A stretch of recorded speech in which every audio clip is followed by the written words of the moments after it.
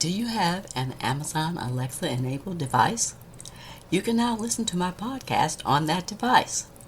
Just go to Alexa Skills, search for K-12 Education Untangled, click Enable to enable that skill, and voila! You're now able to listen to my podcast via your Alexa enabled device.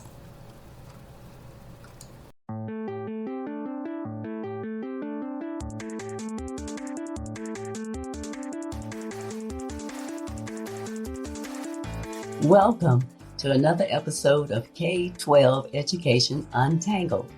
My name is Dr. Kim Fields, former corporate manager turned educational researcher and advocate, and I'm the host of this podcast. I got into this space after dealing with some frustrating interactions with school educators and administrators, as well as experiencing the micro-discriminations that I faced as an African-American mom raising my two kids who were in the public school system. I really wanted to understand how teachers were trained and what the research provided about the challenges of the public education system. Once I gained the information and the insights that I needed, I was then equipped to be able to successfully support my children in their educational progress. If you're looking to find out more about current information and issues in education that could affect you or your children, then you're in the right place. Thanks for tuning in today. I know that staying informed about K-12 education trends and topics is important to you, so keep listening. On today's episode, I'll continue the discussion about bullying in schools. This discussion was in two parts, and this is the second part of that discussion. You can check out episode 47 for the first part of the conversation.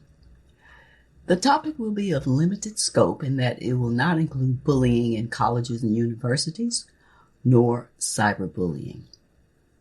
Bullying is one of the greatest health risks to children in the United States today. Bullying prevention, as well as school safety, is a top national priority and a key area of academic research. The research includes areas such as the role of personal biases, how emotions are at the core of bullying, homeschool, cooperative programs, and anti-bullying legislation. Let's get started. Bullying is generally defined as an intentional, repetitive behavior manifested in unbalanced power relations in order to cause harm. Some common characteristics of bullies seem to be the experience of growing up in hostile or rejecting family environments, negative, self-denigrating beliefs and negative attitudes and beliefs about others. A bully tends to act out either because of insecure attachments, learned aggressiveness, or weak social bonds.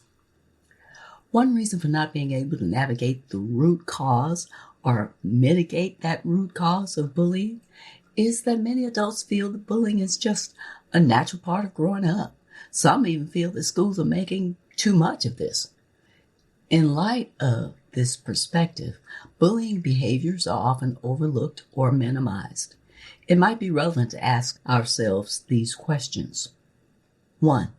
Should saying unkind things to others like teasing, name-calling, threatening be a natural part of growing up? 2.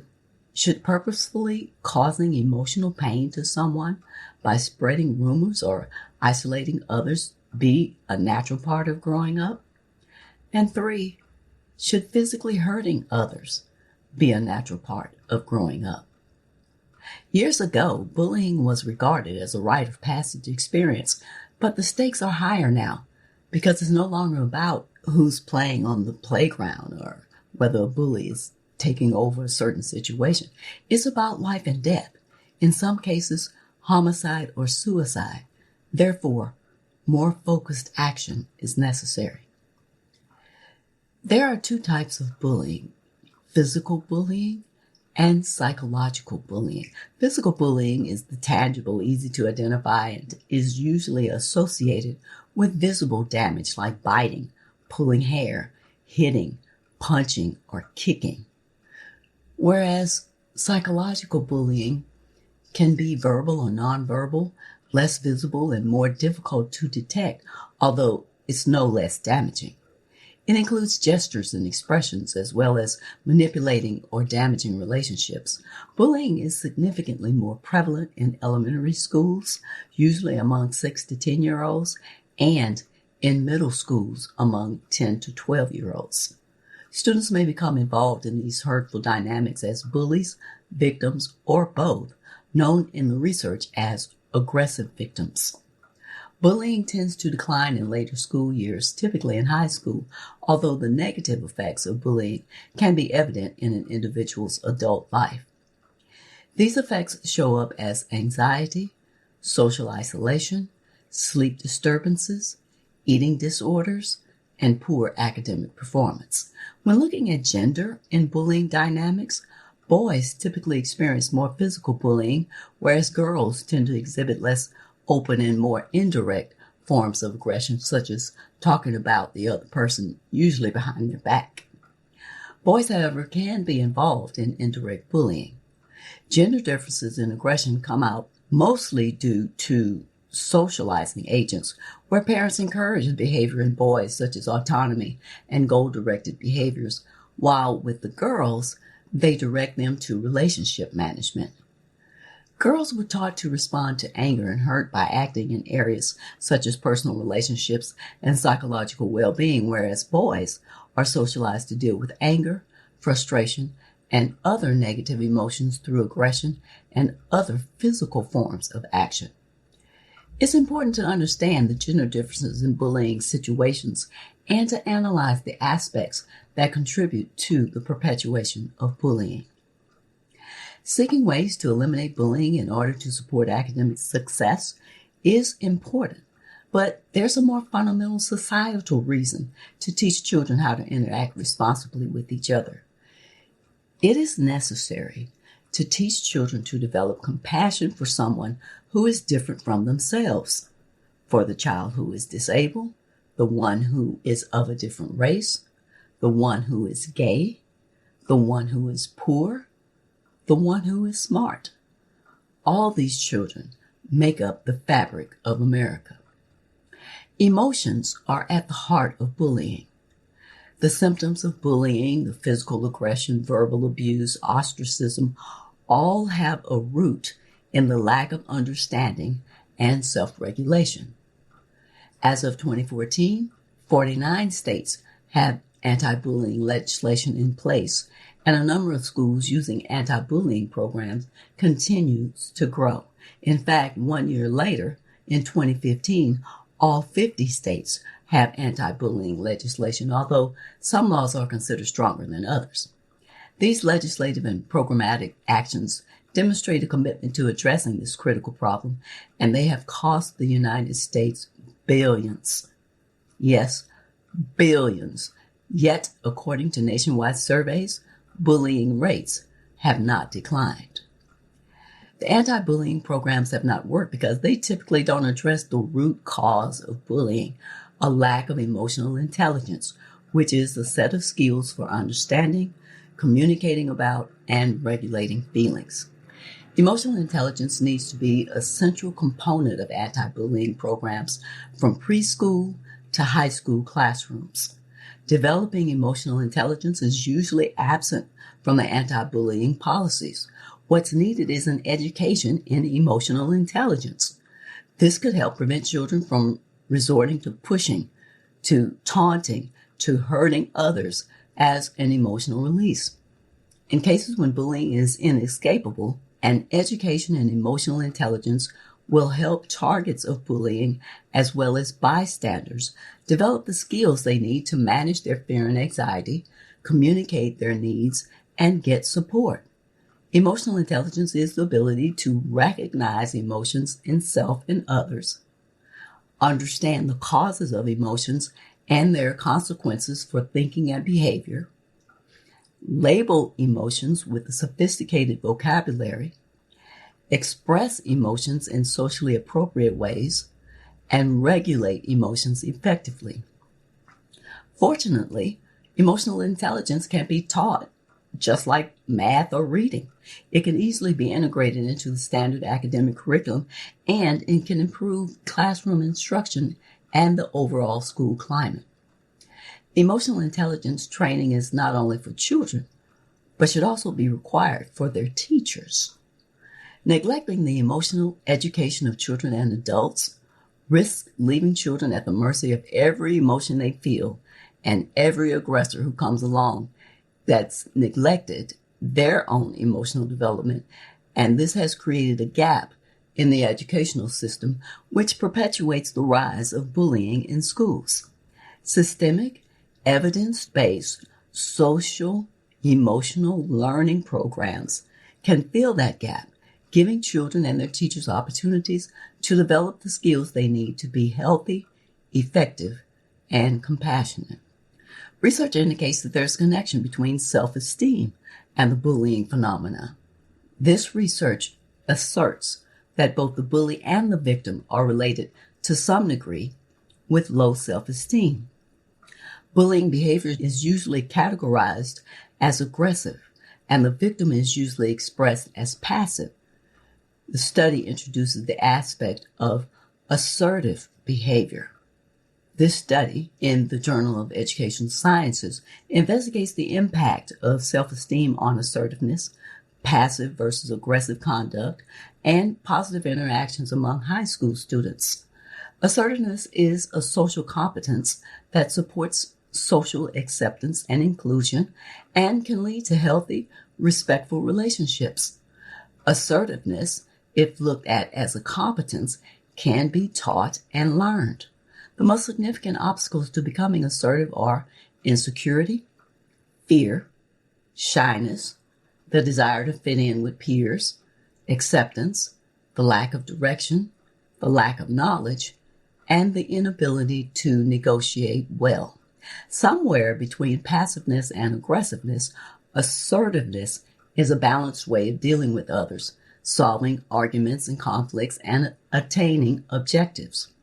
The researchers in this study noted positive correlations between self-esteem and assertiveness, therefore establishing the importance of self-esteem in developing healthy and efficient ways of communication, self-assertion, and conflict management. Low self-esteem is a predisposing factor for victimization. Healthy self-esteem is an essential asset in developing assertiveness and in avoiding aggressive, hurtful, or humiliating strategies of interaction, conflict resolution, or attaining personal objectives in life. Two areas that bullying happens in schools is on the playground and on the bus. Playgrounds tend to have a fair amount of adult supervision that hopefully are trained to spot bullying, but intervening on the bus is more difficult because the person responsible for the students is spending their time trying to make sure they're driving safe enough to get children home safely. They simply can't address every problem that happens on the bus. They can only focus on problems that get out of hand. There are some bus drivers who understand how to set the tone on the bus, and there are others who know how to appropriately discipline children. Making the drivers primarily responsible for controlling student behavior on the bus may be putting too much pressure on them. There are a couple of ways to support drivers, however. One, provide them with the support that's necessary. And two, raise their status in the eyes of the students in order to ensure that students see the drivers as part of the school team. School leadership is a critical piece to initiating the strategies. The first step for educators and administrators to reduce bullying at school is to acknowledge that bullying behaviors are not a natural part of growing up. The second step is that the educators and administrators must be vigilant and aware of what bullying looks like. And third, they need to advocate for all students so that the school is a safer environment for everyone. Are teachers well trained to recognize bullying? The attitudes of pre-service teachers toward bullying indicate that most of them report their concern about bullying, but some of them still believe that bullying is a natural part of growing up, as reported. in the review of educational research in April of 2023. They did, however, tend to view different forms of bullying as more serious than others, with many considering physical bullying to be the most serious form. Most pre-service teachers reported feeling responsible for dealing with bullying, although many did not feel confident in their ability to do so. This leads to the logical conclusion that teacher preparation programs should focus on training pre-service teachers with the tools that they will need to deal with bullying, because classroom teachers have an instrumental role in reducing bullying behavior and supporting victims. The fact is that how teachers respond to bullying can influence their students' willingness to report bullying, as well as the number of occurrences of bullying in the classroom over time. When teachers don't address bullying, the victims feel unprotected. They fear retaliation, they stay silent, and they continue to be bullied. Conversely, when teachers successfully intervene in bullying, their response can help victims feel more socially supported by their teachers. A study published in August 2013 edition of the Psychological Science revealed that victims of bullying, including those who go on to bully others, are at increased risk of bad health, poor finances, and unstable relationships years after bullying occurs. 1,420 North Carolina children participated in the Great Smoky Mountain Study of 1993, and researchers followed up with those children several times between the ages of 9 and 26 years old, with roughly 90% of the participants remaining in the study over 20 years. Bullying leads to different outcomes depending on the child's role, according to the study. Those purely victimized by bullying may endure social, emotional, as well as physical problems, might not perform well in school, and can also cause a hit to their income. Bullies tend to actually be socially savvy and may even be popular, although they are likelier to commit crimes later in life. The worst fates were for those children who were victimized by bullying and perpetrated bullying on others.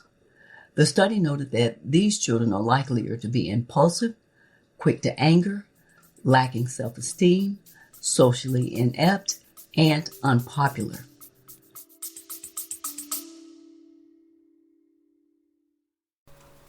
Love my show? Consider being a regular subscriber. You can subscribe for as little as $3 per month.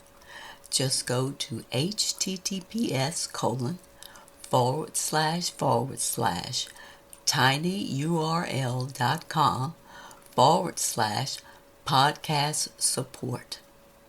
There's no contractual obligation. You can cancel at any time. If you choose to subscribe, I'll give you a special shout out thanking you in an upcoming episode. Remember, that's https://tinyurl.com/podcast support to subscribe.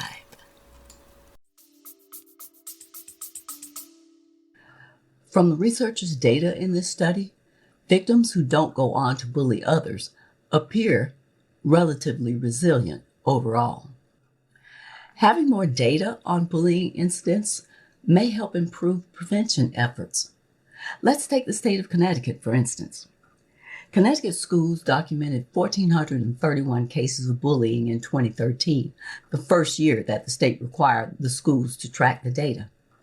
The state's figures track every reported act of bullying that was investigated by the school in the 2012-2013 school year. Under Connecticut law, which was passed in 2011, bullying complaints had to be investigated and documented. School employees had to report bullying and share their findings with parents of the bully and the victim. The school districts had to have a school climate coordinator on staff and establish safe school climate committees. State officials indicated that analyzing the data on the state and local level should help schools identify good prevention practices as well as find areas that needed additional attention. While the data may be helpful, the anti-bullying strategies currently receive low rates of success.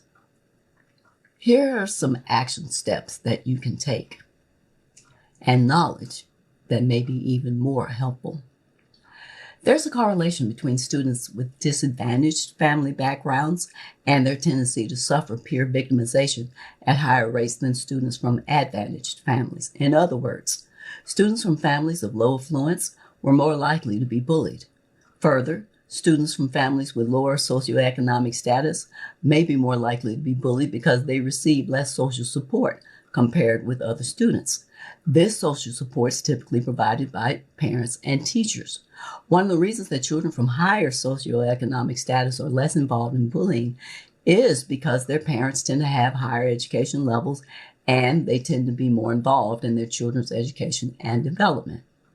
They also seem to be more willing to communicate with their children to help solve the learning and living problems that their children may be facing. These parents can also mobilize more social and cultural resources to be involved in their child's school educational activities, as well as build cooperative relationships with their teachers. In contrast, parents from lower socioeconomic status often lack the relevant resources and capabilities to create favorable external development environment for children, and this makes their children more likely to be bullied.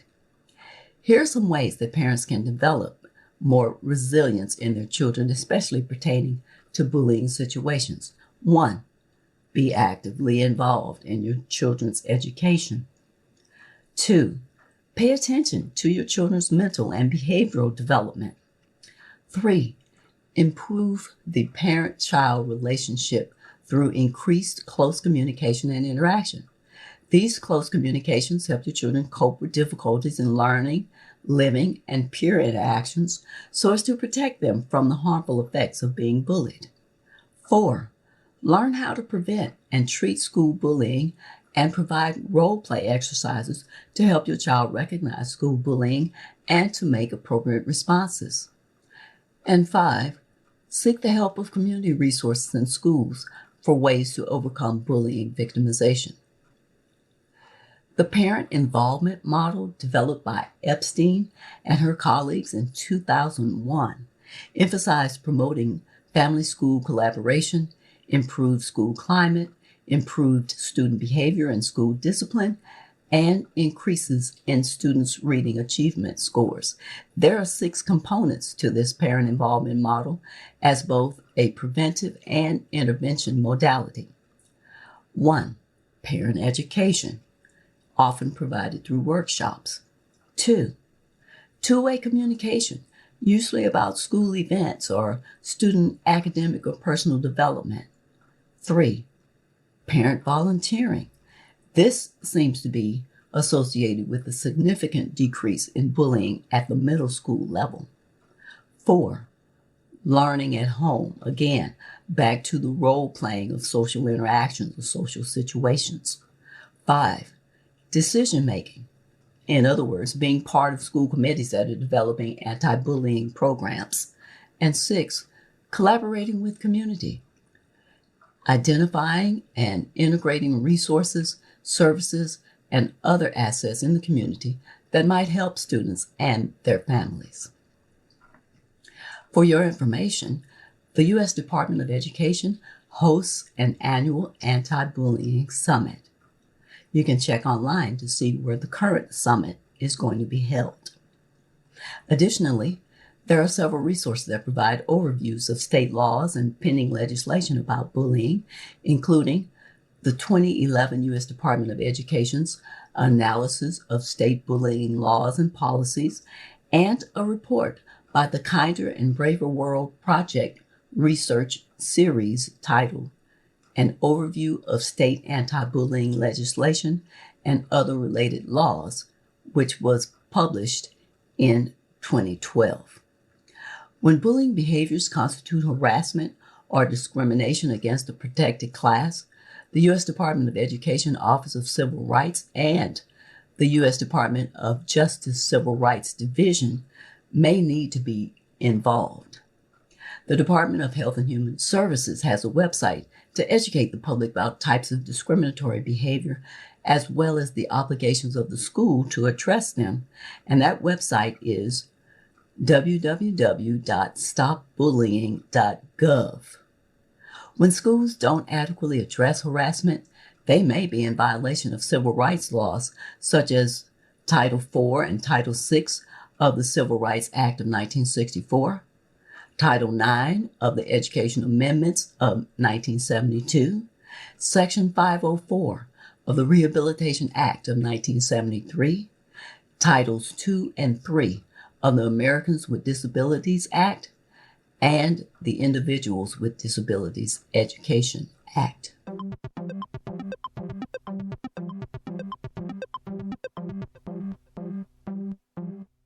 Here are this episode's takeaways. Emotions are at the heart of bullying. The symptoms of bullying, the physical aggression, verbal abuse, ostracism, all have a root in the lack of understanding and self-regulation. The anti-bullying programs have not worked because they typically don't address the root cause of bullying, a lack of emotional intelligence, which is a set of skills for understanding, communicating about, and regulating feelings.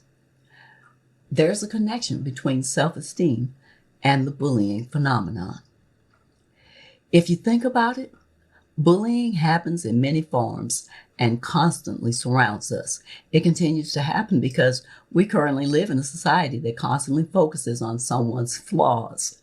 Reality TV programming that focuses on negative aspects of one another. Combine this with bad parenting, politicians who are the poster children for bad behavior, as well as an influx of anonymous blogs where people post ignorant comments about things they don't really know about, and there you have it. Research indicates that prevention and mitigation of bullying is linked to an increase in self-image in adolescents. If this is the type of subject matter and discussion that resonates with you, please follow my podcast on whatever service you're listening to this. Also, I'd love to hear from you, so please leave me a rating, a review, or a comment on Apple, Stitcher, or Podchaser. You can also rate my podcast at ratethispodcast.com. If you like this podcast, the best way to support me and help me grow it is by leaving a review. This helps my rankings and entices other people to listen to the show. And share this episode with anyone that you think would find it valuable. Be sure to tell your friends, family, and community about my podcast. I'd really appreciate it if you could recommend my podcast to a friend directly on Twitter and to mention my show in your tweet.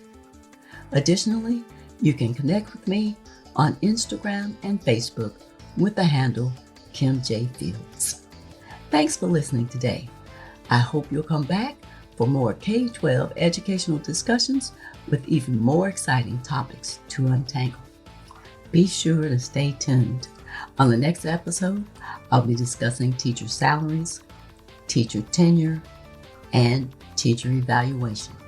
Until next time, aim to learn something new every day.